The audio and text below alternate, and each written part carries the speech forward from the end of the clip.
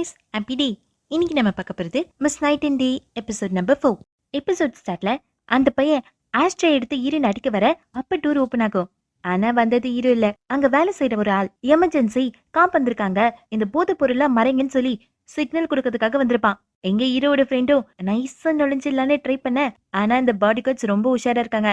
ஏன்னாதான் உள்ள நிறைய பேர் ஒண்ணாலும் பேக் சைடு கவனிக்கிறதுக்காக ஒரு பாடி கார்டு அங்கேயே இருப்பான். இந்த மொட்டை பாடி கார்டும் யாருக்கோ போன் பண்ணி இன்ஃபார்ம் பண்ணிட்டு இருப்பான். இந்த மாதிரி ஒரு ப்ராசிக்யூட்டர் வந்ததா கன்ஃபார்ம் பண்ணிட்டு இவன் எல்லாரையும் அலர்ட் பண்ண, அதனால அங்க இருக்கவங்கள எஸ்கேப். ஈரனும் எஸ்கேப் ஆகி போக அப்பதான் ஒரு ரூம்ல போதை பாக்கெட்டு காசுன்னு எல்லாத்தையும் எடுத்து வச்சிட்டு இருப்பானுங்க. அதை ஹீரோயின் போட்டோ எடுக்கும் போது ஒருத்தங்கிட்ட மாட்டிப்பாங்க. ஹீரோ ப்ராசிக்யூட்டர்னு தெரிஞ்ச உடனே அந்த மொட்டை நீங்க சொல்லியிருந்தா நான் விஐபி ரூம் அரேஞ்ச் பண்ணிருப்பேன்னு சொல்லிட்டு இருக்க.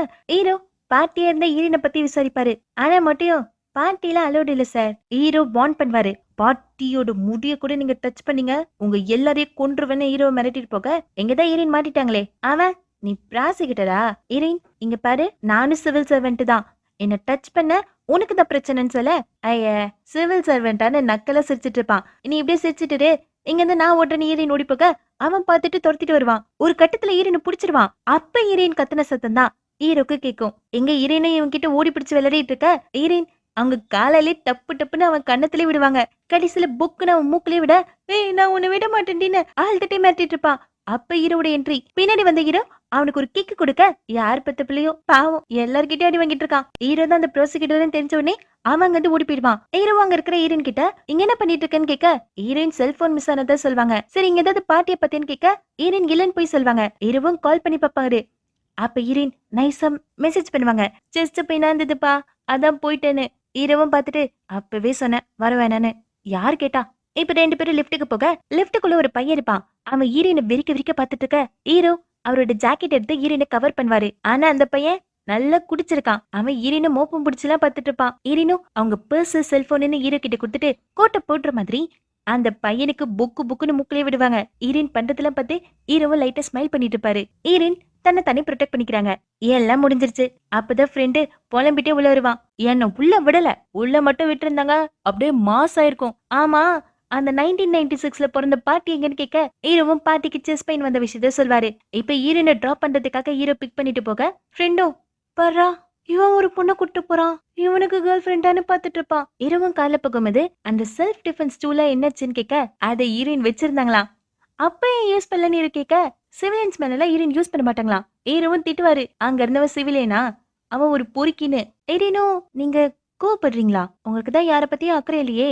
இது கிட்ட ஹீரோவும் நீ யாரும் இல்ல, அப்ப நான் யாருன்னு ஹீரோயின் கேட்க, நீ விட்னஸ். சி அவ்வளவுதானு ஹீரோயின் ஆயிடும். அப்ப ஹீரோனுக்கு ஒரு டவுட் வரும், போன்ல ஹீரோ என்ன நேம் சேவ் பண்ணிருக்காருன்னு. ஹீரோ கிட்ட கேட்டா காட்ட மாட்டாரு. அதனால ஹீரோயின் கால் பண்ணி பாப்பாங்க. ஹீரோட போன் கார்ல கனெக்ட் ஆனதுனால நேம் டிஸ்பிளே ஆகும். ஹீரோ டாக்குமெண்ட்ஸ் சேவ் பண்ணி வச்சிருப்பாரு. அடப்பாவி, நான் உன்னை பிளாக் பண்ணதுக்கு மட்டும் அப்படி திட்டினீங்க, இப்ப ஏன் நேம் இப்படி சேவ் பண்ணி வச்சிருக்கீங்க, நான் சேஞ்ச் பண்ண மறந்துட்டேன்னு ஹீரோ சொல்ல, ஓ அப்ப நானும் உங்க நேம் சேஞ்ச் பண்றேன்னு ஹீரோயின் ப்ராக்ஸின்னு மாத்துவாங்க. ஹீரோ ரொம்ப இம்மெச்சூரா இருக்குன்னு சொல்வாரு. ஹீரோயினோ ஓ இப்ப நான் லீ இம்மெச்சூரா, இப்படியே 2 பேரும் பேசிட்டு இருக்க. ஹீரோவோட கவனம் ரோட்ல இருக்காது. அப்ப ஒரு நாய் குறுக்க வர, ஹீரோ சடனா டர்ன் பண்ணி காரை பள்ளத்துல சொறி விட்டுருவாரு. அதனால சீர்ல மாட்டிக்கும். ஹீரோனும் ஆக்சிலேட்டர் பிரஸ் பண்ண, ஹீரோவும் தள்ள. இப்ப ஹீரோ மூஞ்சி ஃபுல்லா சேரு. சோ சார் என்ன பண்றதுன்னு தெரியாம 2 பேரும் முடிச்சிட்டு இருக்கும்போதுதான் ஹீரோனோட அப்பா அம்மா அங்க வருவாங்க. ஹீரோவை எப்படி இப்படி அனுப்ப முடியும், அதனால அள்ளி போட்டு வீட்டுக்கு கூட்டு போவாங்க. ஹீரோயின் அம்மா கிட்ட ஏமா இப்படி பண்றீங்க, ஏன் அடிக்கடி ஹீரோவை வீட்டுக்கு கூட்டு வரீங்கன்னு சொல்ல, ஹீரோயின் அம்மாவும் பின்ன ஹீரோவை அப்படியே சென்ட் பண்ண முடியுமா, உன் ரூமை முதல்ல கிளீன் பண்ணுன்னு சொல்ல, ஹீரோயினோ அம்மா இப்படி பண்ணாதீங்க எனக்கு எம்பாரசிங்கா இருக்குன்னு சொல்லுவாங்க. ஆனா ஹீரோயின் அம்மா கதுல எதுவுமே விழாது. அப்ப வாஷ்ரூம்ல இருந்த ஹீரோயின் அப்பா வச்சிருக்க ட்ரெஸ் எடுக்கிறேன்னு சொல்லி தெரியாம தூக்கி வச்சிருந்த ட்ரெஸ்ல இருந்து ஹீரோயின் அம்மா ட்ரெஸ் எடுத்துருவாரு. அத போட்டுட்டு தான் வெளியவும் வருவாரு. ஹீரோயினால சிரிப்பு அடக்க முடியல. அப்பாவும் அம்மா கிட்ட ஹனி உன்னை விட ஹீரோக்கு நல்லா சூட் ஆகுதுன்னு கிண்டல் வச்சிட்டு இருப்பாரு. கிளம்புறேன்னு சொன்ன ஹீரோ கிட்ட ஹீரோயின் அம்மா நிறைய ஃபுட்டு கொடுத்து அனுப்புவாங்க. போஸ்ட் பண்ணி தான் கொடுப்பாங்க. ஹீரோயின் ஹீரோ ஜாக்கெட் போட்டுட்டு இருந்ததுல அது மட்டும் சேர்ல இருந்து தப்பிச்சிருச்சு. இப்ப அந்த ஜாக்கெட்டை வச்சுதான் ஹீரோயின் ஹீரோவை கவர் பண்ணுவாங்க. ஹீரோட ஃபேண்ட்டை பார்க்கும் போதெல்லாம் ஹீரோனுக்கு சிரிப்பு சிரிப்பா வரும். அதுக்கப்புறமா ஹீரோவை சென்ட் ஆஃப் பண்ணிட்டு போக, நைட்டு வீட்டுக்கு போன ஹீரோயின் அம்மா கொடுத்த கிஃப்ட் ஃபுட்டை பாப்பாரு. ஏகப்பட்ட ஐட்டம்ஸ் இருக்கும். ஹீரோவும் தன்னோட ஃப்ரிட்ஜ் ஓபன் பண்ணி அங்க இருந்து அழிவு போன பழம், கெட்டு போன ஃபுட் ஐட்டம்ஸ் இது எல்லாத்தையும் தூக்கி குப்பையில போட்டுட்டு இந்த ஃபுட்டை ஸ்டோர் பண்ணி வச்சுப்பாரு. அடுத்த நாள் காலையில ஃப்ரெண்டும் புலம்பிட்டு இருப்பான், நான் மட்டும் உள்ள போயிருக்கணும் வேற மாதிரி ஆயிருக்கும்னு சொல்ல, ஹீரோவும் ஆமா உன்னால பேக் டோர் வழியாவே உள்ள போக முடியல, வாய் மட்டும் தானன்னு சொல்ல, ஃப்ரெண்டுக்கு கோவம் வரும். நான் காட்டுறேன்டா என் ஸ்கில்ஸ் என்னன்னு, நான் காட்டுறேன்டா, நான் எவ்வளவு பெரிய இன்வெஸ்டிகேட்டர் உனக்கு ப்ரூவ் பண்றேன்னு சொல்ல, ஹீரோ அழகா ஹெட்போன் போட்டுப்பாரு. ஹீரோனும் டான்ஸ் ஆடிட்டே வருவாங்க. ஆனா பொய் சொல்லிருக்காங்களே செஸ்ட் பெயின்னு, அதனால அவங்க ஆக்டிங்க ஸ்டார்ட் பண்ணுவாங்க. ஹீரோக்கு கவலைதான், பாட்டி வர செஸ்ட் பெயின்னு சொல்லிருக்காங்களேன்னு. உள்ள வந்த ஹீரோயின் அவங்க எடுத்த போட்டோவை காட்டுவாங்க. ஆனா அதுல இருந்த பிளேஸ் எல்லாம் பிளர்ரா இருக்கும். ஹீரோக்கு இருக்க ஆச்சரியமே, எப்படி ஹீரோயின் விஐபி ரூம்குள்ள போனாங்க? அந்த கேள்விக்கு ஆன்சர் பண்ண முடியாம அவங்க செஸ்ட் பெயின் ஆக்டிங் கண்டினியூ பண்ணுவாங்க. அப்ப ஃப்ரெண்டும் நான் உங்ககிட்ட பேசணும்னு ஹீரோவை வெளியே கூட்டு போயிடுவான். அதனால ஹீரோயின் தப்பிச்சாங்க. வெளியே போன ஃப்ரெண்டு, டேய் அவங்கள வாலண்டரியா வேலையை விட்டு தூக்குறேன்னு சொல்லி அவங்க உயிரோட வளரிட்டு இருக்கியான்னு கேட்க, அடப்பாவி இது ஏன் பிளானா அப்படின்னு ஹீரோ கேட்பாரு. ஆனா ஃப்ரெண்டு அப்படியே தப்ப ஹீரோ மேல போட்டுருவான். பின்ன உன் பிளான் தான், பாவம் பாட்டி. இப்ப ஹீரோக்கு இவன் கூட சண்டை போடுறதுக்குலாம் டைம் இல்ல, ஒர்க் தான் முக்கியம்னு 2 பேரும் பேசிட்டு வரும்போதுதான் அங்க ரின் தாத்தா சுத்தம் பண்ணிட்டு இருக்கத பாப்பாரு. அப்படியே அவர் அந்த சைட் போய் பார்க்க அங்க இருக்கிற கார் பார்க்கிங் ஏரியாவை பாப்பாரு. அப்ப ஹீரோட மண்டல ஏதோ பல்ப் எரியும். இந்த ரின் தாத்தாவும் மத்த தாத்தா கிட்ட போய் ஹீரோனை பத்தி விசாரிச்சுட்டு பாரு. ரொம்ப நாளா ஹீரோனை காணோன்னு. மிஸ்னா ஆஸ் யூஷுவல் அவங்களோட குட்டி பொறாமைனால ஹீரோனை பத்தி திட்டிட்டு இருப்பாங்க. அவ எங்கெல்லாம் வரப்போறா, அவ அந்த ப்ராசிக்யூட்டர் கூட ஒர்க் பண்றதுக்கே டைம் இருக்காது, ரொம்ப பிஸி ஆயிட்டா, நம்ம கூட எல்லாம் பேசுவாளான்னு மிஸ்னா அப்படி இப்படி பேசிட்டு இருக்க.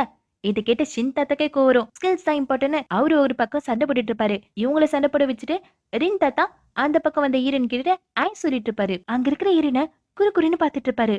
இப்ப ஹீரோ கார் டேஷ்கேம் ஃபுட்டேஜ் வச்சு அந்த ஜின்னை அட்டாக் பண்ண அந்த கிரிமினல் கேஸ பாத்துட்டு இருப்பாரு. ஹீரோக்கு என்ன டவுட்னா, இந்த ஜின் அட்டாக் பண்ணிருக்கணும்னா டக்குன்னு அவன் காரை விட்டு வெளியே வந்த உடனே அட்டாக் பண்ணிருக்கலாம். எதுக்காக வெயிட் பண்ணி கிரௌடுக்கு முன்னாடி அந்த கிரிமினல் வந்து அட்டாக் பண்ணிருக்கணும்? அதுக்கு ஃப்ரெண்டும் அவன் கிரைம் இந்த உலகத்துக்கு தெரியணும்னு நினைச்சிருக்கலாம்னு சொல்ல, இது நார்மல் கிரிமினல்னா பரவாயில்ல, இவன் ஒரு ட்ரக் அடிக்ட், அவன் மட்டும் அரெஸ்ட் ஆனா ஜெயில ட்ரக் யூஸ் பண்ண முடியாதுன்னு அவனுக்கு நல்லாவே தெரியும். அப்படி இருக்கும்போது எதுக்கு அவன் அப்படி பண்ணணும்? அப்படின்னா அவனோட டார்கெட் ஜின் இல்ல, வேற யாரோ. யாருன்னு ஹீரோவோ அந்த கிரிமினல் கிட்ட போய் கேட்பாரு. ஆனா அவன் எப்படி சொல்வான்? ஹீரோவும் ட்ரக்குக்காக உன்னை டெரரிஸ்ட் ஆக்கிருக்காங்க, நீ என்கிட்ட ஆன்சர்ல சொல்ல வேணாம், எனக்கு ஏற்கனவே தெரியும், நல்லா யோசிச்சுக்கோன்னு ஹீரோ சொல்லிட்டு போக, அவன் அப்படியே பிரஸ்டேஷன்ல கத்திட்டு இருப்பான். அவனை எல்லாரும் பிடிச்சி கண்ட்ரோல் பண்ணிட்டு இருக்க. கொஞ்ச நேரம் கழிச்சு இவன் யார்கிட்டயும் கால்ல பேசிட்டு இருப்பான். நான் மட்டும் மாட்டினேன், உங்களையும் சேர்த்து நான் மாட்டி விட்டுருவேன். நீங்க யார் அட்டாக் பண்ண சொன்னீங்கன்னு உங்களுக்கு தெரியும்ல, அதையும் நான் சொல்லிட்டுவேன்னு சொல்ல, இவனுக்கு போலீஸ் ஸ்டேஷன்லயே ஒரு போலீஸ் ஹெல்ப் பண்றாங்க. அந்த வில்லனும் யாருக்கும் மெசேஜ் பண்ணுவான், இந்த குப்பையை கிளியர் பண்ணுங்கன்னு. அந்த வில்லனோட ஃபேஸ காட்டல, அவனோட ரிங்க மட்டும் தான் காட்டுவாங்க. ஈரனுக்கு ப்ராமிஸ் பண்ண மாதிரி ஜின்னும் காஃபி எடுத்துட்டு வருவான். 2 பேரும் சும்மா பேசிட்டு இருப்பாங்க. அப்ப ஈரனும் நான் ஆனஸ்டா சொல்வா, வெளியே எல்லாருக்கும் உன் லைஃப் ஈஸியா தெரிஞ்சாலும் உன் லைஃப் ஈஸி இல்ல.